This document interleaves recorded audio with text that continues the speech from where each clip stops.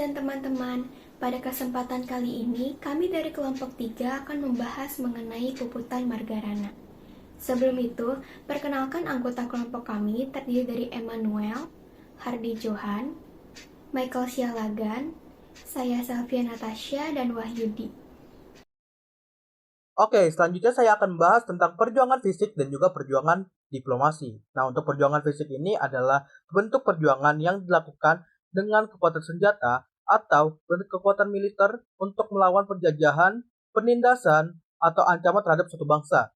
Nah, sedangkan untuk perjuangan diplomasi adalah perjuangan untuk mencapai kemerdekaan Indonesia atau mempertahankan kedaulatan bangsa melalui jalur perundingan, hubungan internasional, dan negosiasi politik tanpa kekerasan dan peperangan. Untuk materi selanjutnya, kita akan membahas mengenai dinamika politik, sosial, dan juga dinamika ekonomi. Tetapi sebelum kita membahas materinya secara lebih lanjut, kita alangkah baiknya untuk memahami terlebih dahulu apa itu pengertian daripada dinamika politik, dinamika sosial, dan juga dinamika ekonomi. Seperti yang kita tahu secara umum bahwa dinamika itu artinya merupakan perubahan, pergerakan, dan bahkan kekuatan untuk menggerakkan suatu fenomena ataupun sistem. Dan penggerakan ini itu biasanya menuju kepada suatu perubahan yang dimana itu dapat memicu adanya perkembangan suatu sistem atau bahkan perkembangan suatu fenomena.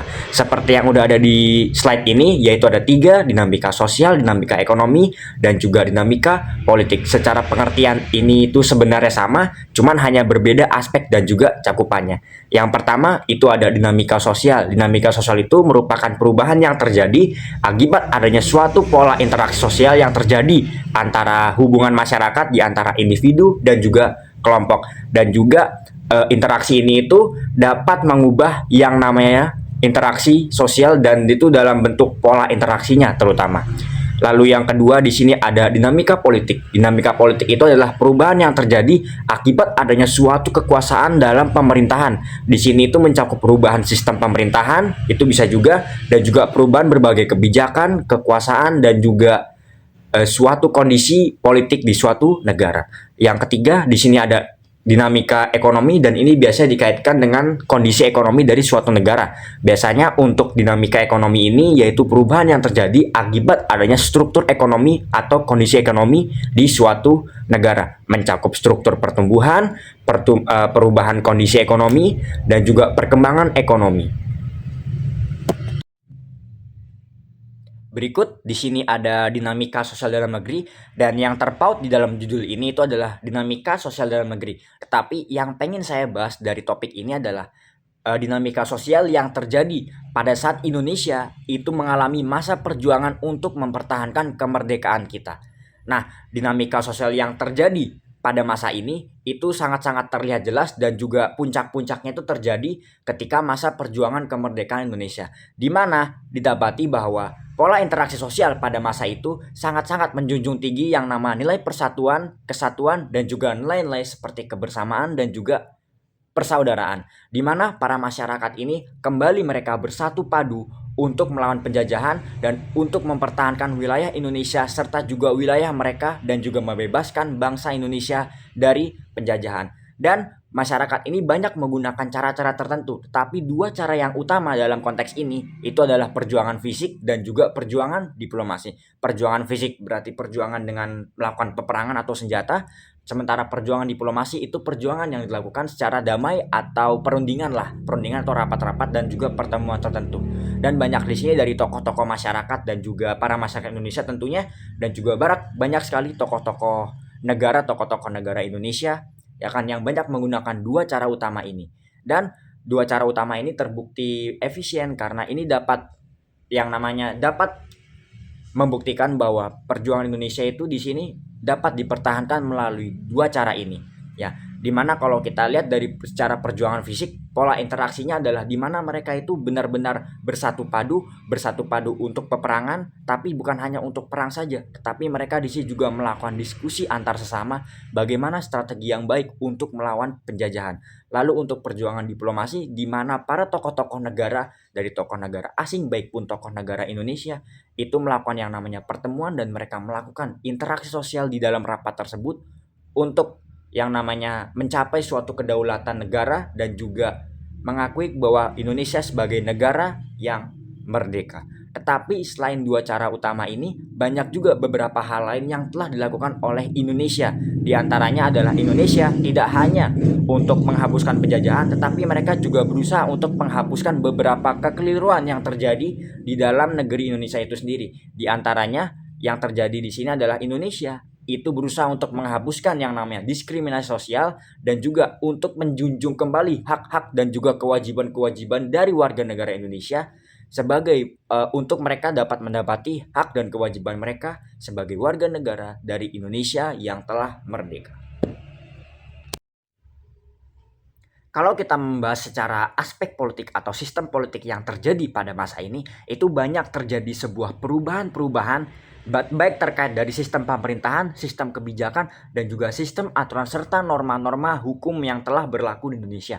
Terutama pada di slide ini tuh juga sudah tercakup 3 sistem, yaitu sistem pemerintahan presidensial, sistem pemerintahan parlementer, dan juga konstitusi RIS atau Republik Indonesia Serikat. Tetapi konstitusi RIS dan juga parlementer ini itu kan tergabung menjadi satu, karena ketika adanya sistem konstitusi RIS itu juga menganut sistem parlementer, dan Indonesia di sini juga mendapati bahwa mereka itu banyak melakukan berbagai perencanaan dan juga berbagai perubahan dari sistem pemerintahannya, karena tokoh-tokoh ini tuh berusaha untuk mencari bagaimana cara mereka untuk mendapatkan sistem pemerintahan yang cocok untuk Indonesia pada masa ini. Dan memang pada waktu itu sebelum adanya proklamasi kemerdekaan, Indonesia itu sudah memikirkan untuk menganut yang namanya sistem pemerintahan presidensial. Tetapi setelah adanya proklamasi kemerdekaan, Indonesia pada tanggal 14 November 1945 ya kan, itu mengubah sistem dari sistem presidensial ke sistem parlementer. Tetapi pada saat adanya sistem parlementer ini juga diubah kembali kepada yang namanya konstitusi RIS, yaitu negara yang berbentuk federasi dan juga serikat, karena RIS kepanjangannya itu adalah Republik Indonesia Serikat.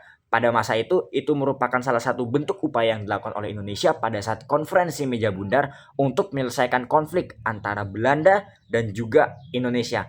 Akan tetapi didapati bahwa Indonesia ketika menggunakan sistem parlementer ini ya kan merasa adanya ketidakcocokan antara sistem pemerintahan tersebut, karena banyak sekali terjadi kekeliruan. Di antaranya adalah kekurangannya stabilitas politik dan juga kondisi perekonomian Indonesia yang tidak cocok dengan sistem pemerintahan RIS baik pun sistem pemerintahan parlementer. Sehingga pada masa itu pun kembali lagi lah Indonesia untuk menganut sistem presidensial. Sementara itu, dinamika ekonomi yang terjadi pada masa awal kemerdekaan di Indonesia itu sangat-sangat cukup memprihatinkan. Hal ini dipengaruhi juga oleh adanya dampak dari penjajahan yang telah dilakukan oleh Jepang sebelum Indonesia itu mencapai masa kemerdekaannya. Dan ini ada beberapa faktor yang membuat kenapa kok kondisi ekonomi Indonesia pada saat awal kemerdekaan itu sangat-sangat cukup memprihatinkan dan tidak menunjang adanya sektor pertumbuhan ekonomi di Indonesia. Hal yang pertama di sini adalah yaitu karena Jepang pada saat mereka menjajah Indonesia, mereka tidak mempedulikan perekonomian masyarakat di Indonesia. Alhasil itu mereka itu sangat-sangat bisa dibilang egosentris karena mereka itu mementingkan keuntungan dari negara mereka sendiri. Yang pertama. Yang kedua, sebenarnya pada waktu itu Jepang itu juga banyak membangun beberapa sektor pertumbuhan dan juga pertanian, tetapi pada masa awal kemerdekaan ini sektor perkebunan dan juga pertanian ini sudah hancur. Ya kan, mereka sudah hancur. Alhasil ini juga mempengaruhi adanya kondisi kondisi perekonomian masyarakat yang tidak stabil, bahkan bukan hanya dari masyarakatnya tapi juga dari sistem pemerintahannya. Puputan Margarana ini terjadi di latar belakangi oleh beberapa hal, yaitu setelah Indonesia merdeka pada tahun 1945, Belanda berusaha untuk menguasai kembali wilayah Indonesia, termasuk Bali. Pada perjanjian Linggarjati tahun 1946, Belanda hanya mengakui wilayah Jawa, Sumatera, dan Madura sebagai wilayah Republik Indonesia. Sayangnya Bali tidak termasuk dalam pengakuan tersebut, sehingga wilayah Bali masih dianggap berada di bawah kekuasaan Belanda.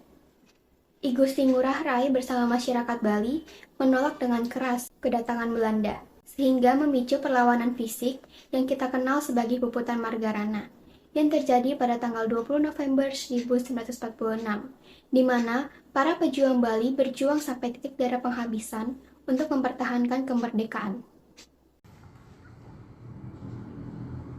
Topik keempat akan membahas kronologi kejadian. Nah, kronologi kejadian puputan Margarana terjadi di Margarana sebelah utara Tabanan, Bali. Pada tanggal 2-3 Maret 1946, Belanda mendaratkan kurang lebih 2.000 pasukannya di Bali. Kepala Divisi Sunda Kecil Letnan Kolonel I Gusti Ngurah Rai ditawari Belanda untuk mendirikan Indonesia Timur serta bekerja sama dengan Belanda. Bujukan tersebut ditolak secara tegas oleh I Gusti Ngurah Rai dan bertekad lebih memilih RI serta akan melawan Belanda. Pada 18 November 1946, I Gusti Ngurah Rai bersama pasukannya menyerang Belanda di Tabanan. Pada 20 November 1946, pasukan I Gusti Ngurah Rai bertemu pasukan Belanda di Desa Marga. Kejadian tersebut langsung membuat pertempuran sengit di kedua belah pihak. Dalam pertempuran, I Gusti Ngurah Rai dan pasukan mengadakan puputan atau perang habis-habisan di Desa Margarana yang berjumlah 96 orang. Itu sudah termasuk I Gusti Ngurah Rai. Semuanya gugur. Sebaliknya di pihak Belanda 400 orang tewas. Oke, baik, kita sudah ada di topik yang terakhir atau topik kelima. Kita di sini akan membahas tentang tokoh-tokoh penting dalam puputan Margarana di Bali 20 November 1946. Kita memiliki 4 tokoh penting. Yang pertama itu adalah I Gusti Ngurah Rai, yang kedua adalah I Gusti Putu Jelantik, yang ketiga adalah I Gusti Ketut Jelantik, dan yang terakhir adalah pasukan Ciung Wanara. Kita masuk ke tokoh yang pertama, yaitu I Gusti Ngurah Rai. Peran I Gusti Ngurah Rai adalah sebagai pemimpin militer di Bali dan sekaligus komandan Resismen Sunda Kecil. Ia memimpin pasukan Ciung Wanara dalam puputan Margarana. Ia gugur bersama pasukannya dan diberi gelar pahlawan. Lalu tokoh yang kedua adalah Letnan Kolonel I Gusti Putu Jelantik. Perannya dia adalah sebagai seorang perwira penting dalam Resismen Sunda Kecil. Dia juga membantu koordinasi militer di wilayah Bali selama masa perjuangan.